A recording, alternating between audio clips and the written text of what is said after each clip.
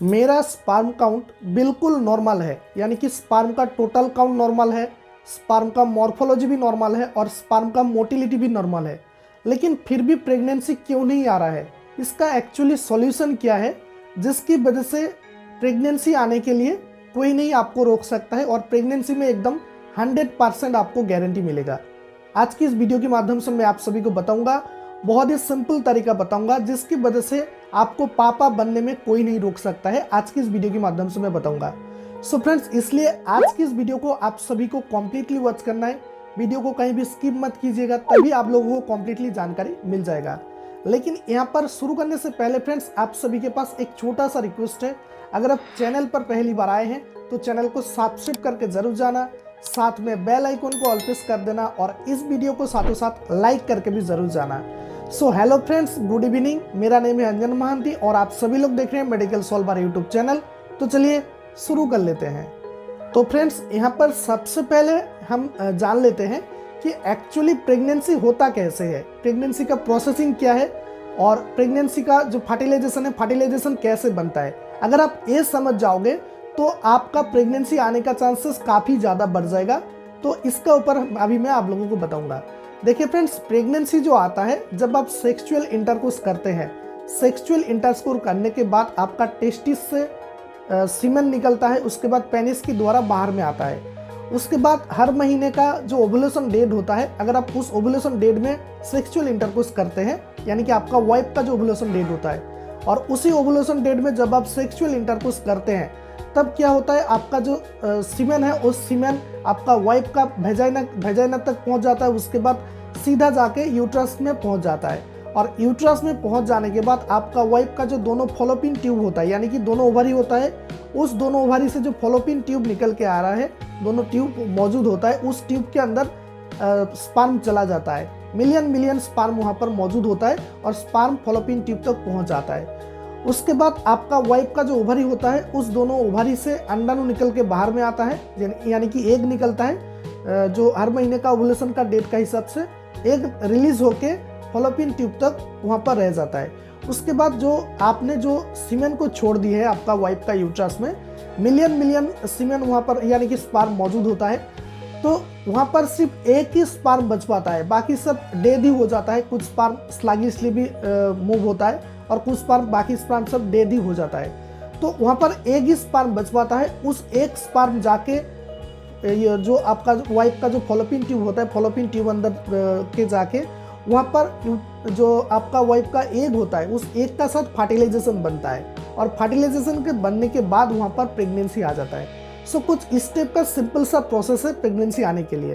तो फ्रेंड्स, यहाँ पर आप सभी के मन में अभी एक कॉन्फ्यूजन होता होगा कि अगर ये जो प्रोसेस है बहुत ही सिंपल है तो मुझे प्रेगनेंसी क्यों नहीं आ रहा है। देखिए फ्रेंड्स, आपका तो अगर सीमेन एनालिसिस रिपोर्ट नॉर्मल है, बिल्कुल भी नॉर्मल है, तो आपको तो कोई दिक्कत नहीं है। लेकिन अगर आपका वाइफ का प्रॉब्लम भी हो सकता है, यहाँ पर अगर आपका वाइफ का अगर प्रॉब्लम है, कुछ बहुत सारा ढेर सारा प्रॉब्लम हो सकता है जो कि आगे चल के मैं आप लोगों को बताऊंगा।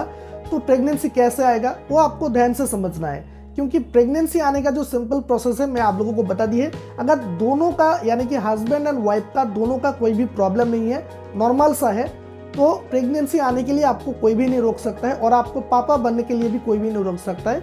आपका प्रेगनेंसी 100% आ जाएगा। लेकिन मान के चलिए कि आपका रिपोर्ट नॉर्मल है, सीमेन एनालिसिस रिपोर्ट, आपका कोई भी प्रॉब्लम नहीं है, यानी कि हस्बैंड का, तो उसका एक ही मतलब हो सकता है कि आपका वाइफ का प्रॉब्लम हो सकता है। तो इसलिए आपको आपका वाइफ को ट्रीटमेंट कराना चाहिए। यहाँ पर ढेर सारा रीज़न होता है, आपको वाइफ को कुछ प्रॉब्लम आ सकता है जिसकी वजह से प्रेगनेंसी नहीं आ रहा है। तो यहाँ पर एक एक बात आपको ध्यान से समझाऊंगा, स्टेप बाय स्टेप मैं आप लोगों को समझाऊंगा, ध्यान से आपको समझना है। यहाँ पर नंबर वन देखिए, आपने जो यानी कि ओवुलेशन डेट होता है, हर महीने का 10, 12, 14 के बीच यहाँ पर ओवुलेशन डेट होता है। तो यहाँ पर यानी कि पीरियड्स का डेट का, तो यहाँ पर जो आपका टाइमिंग्स का ऊपर डिपेंड करता है बहुत ज़्यादा। यानी कि आप, अगर आपका वाइफ का जो ओवुलेशन डेट होता है, उस ओवुलेशन डेट में अगर आप ठीक ठाक से सेक्सुअल इंटरकोर्स नहीं करेंगे तो प्रेगनेंसी कैसे आएगा। ये इसलिए आपको एक बात जरूर से जरूर ध्यान देना है, आपको टाइमिंग्स को बहुत ही ध्यान से सुनना है और इस टाइमिंग्स को आपको हमेशा ध्यान देना है कि आपका वाइफ का जो ओवुलेशन डेट होगा उसी ओवुलेशन डेट में ही आपको सेक्सुअल इंटरकोर्स करना चाहिए। जैसे कि हर महीने का पीरियड्स का डेट का 10, 12, 14, 16 कुछ इस टाइप का डेट में आपको शारीरिक जो रिलेशन होता है वो आपको करना चाहिए। यानी कि एक दिन बीच में आप गैप रख सकते हैं, या तो फिर आप कॉन्टिन्यूसली भी आप सेक्सुअल इंटरकोर्स कर सकते हैं, कोई भी प्रॉब्लम नहीं है। इस डेटों के बीच अगर आप करेंगे तो आपका प्रेगनेंसी आने का चांसेस बहुत ज़्यादा बढ़ जाएगा। यहाँ पर नंबर टू जो होता है, आपको आपका सेक्सुअल पोजीशन को आपको ध्यान में देना है। बहुत सारा लोग जो जब सेक्सुअल इंटरकोर्स करते हैं तो ढेर सारा सेक्सुअल पोजीशन को यूज़ करते हैं, जो कि बहुत ही गलत है। आपको आपका प्रेगनेंसी पाने के लिए आपको हमेशा मैन ऑन टॉप होना चाहिए। यानी कि जो मैन ऑन टॉप का पोजीशन होता है, आप समझ सकते हैं, उसको आपको ध्यान में रखना है। और हमेशा आपको अगर आप प्रेगनेंसी लेना चाहते हैं तो मैन ऑन टॉप होना काफ़ी ज़्यादा ज़रूरत है, समझ गए, जिसकी वजह से प्रेगनेंसी आने का चांसेस काफ़ी ज़्यादा बढ़ जाएगा।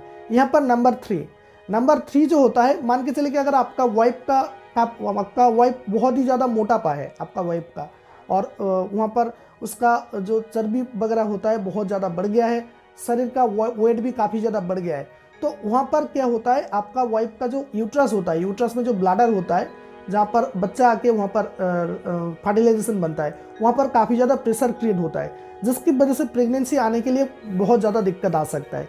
इसलिए आपको हमेशा ध्यान देना है, अगर आपका वाइफ का काफ़ी ज़्यादा मोटापा हो गया है और बहुत ज़्यादा वेट भी बढ़ गया है, तो आपको उस बात को ध्यान देना है, मोटापा को आपको कम करना चाहिए, ज़्यादा से ज़्यादा वेट को कम करना चाहिए, जिसकी वजह से प्रेगनेंसी आने के लिए बहुत ज़्यादा चांसेस बढ़ जाएगा। यहाँ पर नंबर 3 हो गया। उसके बाद नंबर 4 यहाँ पर हो सकता है कि आपका वाइफ का चेक करके देखना चाहिए। एक्चुअली आपका वाइफ का जो दोनों ओवरी होता है, उस ओवरी के अंदर अगर सिस्ट वगैरह है तो भी प्रेगनेंसी कभी कभी नहीं आता है, क्योंकि सिस्ट जो होता है वहाँ पर अंडाणु जब निकलता है तो अंडाणु निकलने में दिक्कत आता है। सिस्ट का काम है कि अंडाणु को वहाँ पर निकलने नहीं देगा, वहाँ पर घिर के रख देगा। तो इसलिए आपका वाइफ को चेक करके आपको देखना चाहिए कि आपका वाइफ का जो दोनों ओवरी होता है, ओवरी के अंदर सिस्ट वगैरह फैल चुका है या नहीं। सिस्ट ढेर सारा होता है, चॉकलेट सिस्ट होता है, कुछ अलग सभी सिस्ट होता है, तो आपको चेक करके देखना चाहिए, समझ गए। उसके बाद नंबर 5 जो आता है, यहाँ पर आपको और एक चीज़ देखना चाहिए, आपका वाइफ का जो ओवरी से दोनों फॉलोपिन ट्यूब आया है, उस फॉलोपिन ट्यूब में अगर कहीं भी जगह में ब्लॉकेज है या नहीं, वो आपको देखना काफ़ी ज़्यादा ज़रूरत है, टेस्ट करके देखना चाहिए। और इसका जो टेस्ट होता है, आपको एक टेस्ट आता है जैसे कि HSG टेस्ट आता है, हिस्टेरोसाल्पिंगोग्राफी, तो वो टेस्ट करके आपको देखना चाहिए एक्चुअली आपका वाइफ का दोनों ट्यूब में ब्लॉकेज है या नहीं। अगर ट्यूब ब्लॉकेज होगा तो वहाँ पर सीमेन के अंदर जो स्पर्म होता है, स्पर्म अंडाणु के साथ फर्टिलाइजेशन बना नहीं पाएगा, ब्लॉकेज होगा तो, और प्रेगनेंसी कैसे आएगा। इसलिए आपको ये टेस्ट करना काफ़ी ज़्यादा ज़रूरत है। HSG टेस्ट करके आपको देखना चाहिए एक्चुअली आपका वाइफ का दोनों ट्यूब में ब्लॉकेज है या नहीं। और एक चीज़ पहले जो मैंने बताया था, जो सिस्ट का प्रॉब्लम है, सिस्ट का प्रॉब्लम के लिए आपको एक स्कैनिंग वगैरह करना पड़ता है, जैसे कि TVS टेस्ट होता है, यानी कि ट्रांसवेजाइनल सोनोग्राफी, या तो फिर आप अल्ट्रासाउंड वगैरह भी कर सकते हैं और आप देख सकते हैं। उसके अलावा और एक चीज़ है आपका वाइफ का, यहाँ पर नंबर 6 का जो पॉइंट है आपको ध्यान से सुनना है। अगर आपका वाइफ का यूट्रस में अगर फाइब्रॉइड्स वगैरह होगा, यानी कि ट्यूमर्स वगैरह होगा, छोटा जो ट्यूमर होता है, फाइब्रॉइड्स जिसको बोला जाता है, तो अभी प्रेगनेंसी नहीं आएगा, क्योंकि फाइब्रॉइड्स बहुत सारा टाइप का होता है, जैसे कि सब म्यूकोसल, सब सेरोसल, इंट्राम्यूरल फाइब्रॉइड्स, कुछ इस टाइप का होता है। तो जब फाइब्रॉइड्स होगा तो प्रेगनेंसी जो फाइब्रॉइड से प्रेगनेंसी को नहीं आने देगा। इसलिए आपको भी स्कैनिंग वगैरह करके देखना चाहिए, जैसे कि TVS टेस्ट यानी कि ट्रांसवेजाइनल सोनोग्राफी, या तो फिर अल्ट्रासाउंड करके आपको देखना चाहिए एक्चुअली आपका वाइफ का यूट्रस में अगर कहीं भी जगह में फाइब्रॉइड्स मौजूद है, यानी कि ट्यूमर मौजूद है, वो आपको देखना काफ़ी ज़्यादा ज़रूरत है। और बच्चेदानी के अंदर अगर ट्यूमर वगैरह है या नहीं, वो भी आपको देखना काफ़ी ज़्यादा ज़रूरत है। और अगर सिस्ट का प्रॉब्लम है, फॉलोपिन ट्यूब ब्लॉक है, या तो फिर जो मैंने आप लोगों को अभी बताया था कि फाइब्रॉइड्स का प्रॉब्लम है, तो इसका ट्रीटमेंट भी होता है और सर्जरी भी होता है, जो कि आगे चल के मैं आप लोगों को समझाऊंगा, समझ गए। यहाँ पर नंबर 6 हो गया। उसके बाद नंबर 7 जो होता है, आपको एक चीज़ काफ़ी ज़्यादा इंपॉर्टेंट चीज़ आपको ध्यान से देखना है कि आपका वाइफ का दोनों ओवरी में अंडाणु बन पा रहा है या नहीं है। यानी कि अंडाणु किसी को तो अंडाणु नहीं बन, जैसे कि आपका सीमेन तो बन पा रहा है, लेकिन सीमेन के अंदर स्पर्म जैसे बनता है, उस टाइप का आपका वाइफ का जो ओवरी होता है, ओवरी के अंदर या अंडाणु बन पा रहा है या नहीं, वो आपको चेक करके देखना चाहिए। और इसके लिए एक स्पेसिफिक टेस्ट होता है, उस टेस्ट का नेम है AMH, यानी कि एंटी मुलेरियन हार्मोन। उसको आपको चेक करके देखना चाहिए कि एक्चुअली आपका वाइफ का शरीर के अंदर कितना % अंडाणु है और अंडाणु ठीक ठाक से तैयार हो रहा है या नहीं, और तैयार हो रहा है नहीं इसके लिए भी और भी डीप में बहुत सारा टेस्ट होता है, जैसे कि स्कैनिंग वगैरह होता है, वो आपको देख के वहाँ पर चेक करके देखना चाहिए कि वहाँ पर अंडाणु बन पा रहा है या नहीं। समझ गए। और भी बहुत सारा चीज़ होता है। नंबर 8, यहाँ पर नंबर 8 जो होता है, आपको कुछ टेस्ट, पेरिफेरियल टेस्ट आपको करना काफ़ी ज़्यादा ज़रूरत है।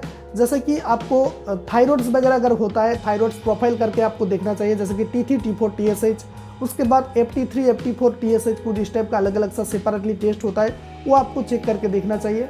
उसके बाद एक टेस्ट आता है LH यानी कि ल्यूटेरिंग हार्मोन, यानी कि आपका वाइफ का शरीर में अगर हार्मोन का प्रॉब्लम है या नहीं, वो आपको देखना चाहिए। उसके बाद और एक टेस्ट आता है FSH यानी कि फॉलिकल स्टिमुलेटिंग हार्मोन, हार्मोन का संख्या कितना है वो आपको भी देखना काफ़ी ज़्यादा ज़रूरत है। अगर हार्मोन्स का कमी हो जाता है, हार्मोन्स काफ़ी ज़्यादा बढ़ जाता है, तो कभी कभी प्रेगनेंसी नहीं आता है, वो आपको चेक करके देखना चाहिए।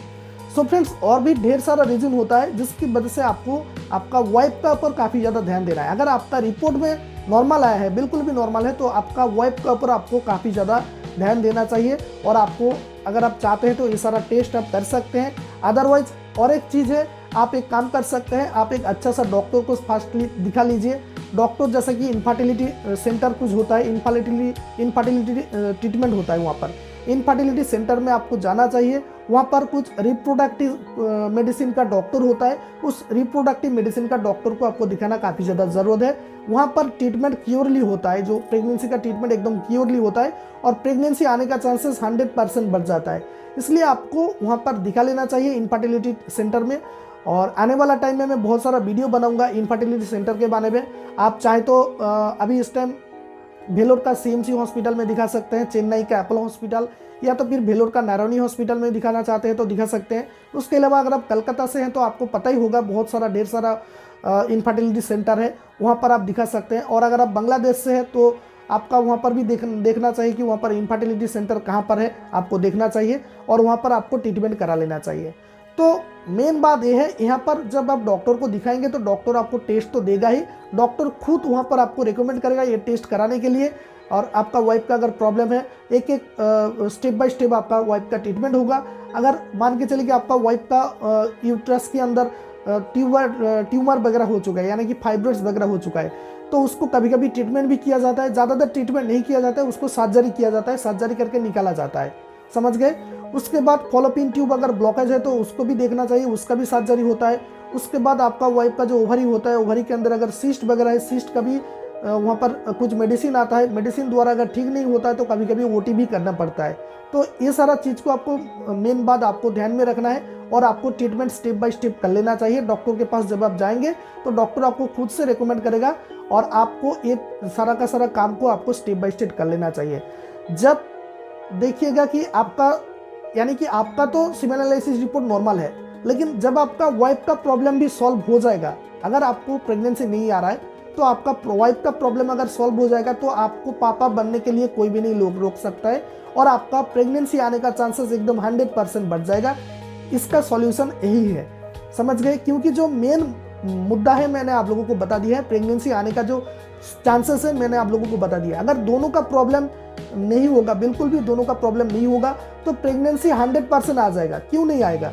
इसलिए किसी भी एक का अगर प्रॉब्लम होता है, वाइफ का प्रॉब्लम होता है या तो फिर हस्बैंड का प्रॉब्लम होता है, तभी प्रेगनेंसी नहीं आता है। समझ गए। सो फ्रेंड्स, यहाँ पर उम्मीद है कि आज की इस वीडियो के माध्यम से मैंने जो आप लोगों को जितना ज़्यादा समझाने का कोशिश की है, मैंने आप लोगों को सब कुछ समझ में आ गया होगा। लेकिन फिर भी अगर आप लोगों का मन में कहीं भी जगह में कोई भी थोड़ा सा कन्फ्यूजन मन में रह जाता है तो आप इसी वीडियो का नीचे कमेंट सेक्शन में आप मुझे बता सकते हैं कुछ कमेंट करके।